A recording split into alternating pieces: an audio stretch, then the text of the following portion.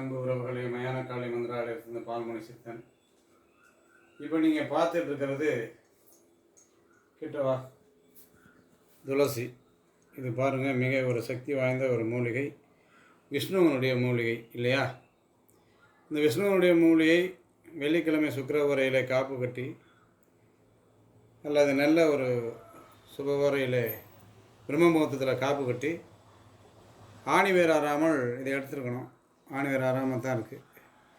அப்போது இந்த ஆணி வேரில் யார் ஒருவர் பெண்கள்னால் பெண்களுடைய அந்த முடியை எடுத்து இதில் நம்ம சுற்றி ஒரு தாயத்தில் போட்டு அடைச்சிட்டோம்னா அவர்கள் சொல் பேச்சு கேட்பாங்க அப்படின்றது ஒரு வசிய முறை.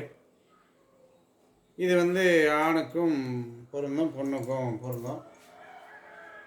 இந்த வசிய முறையை பயன்படுத்தி மக்கள் பயன்படுத்திக்க வேண்டியனும். அதாவது மாற்றானுடைய மனைவியோ மாற்றானுடைய இதுவோ இல்லாமல் தான் விரும்பியவர்கள் கிடைக்காதபடியாய் கணவன் மனைவி ஒற்றுமில்லாதவர்களுக்கு மட்டும் இதை பயன்படுத்துங்க.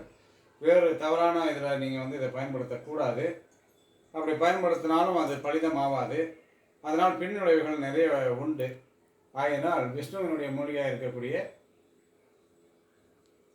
மகாலட்சுமியினுடைய அம்சமான மூலிகை துளசி.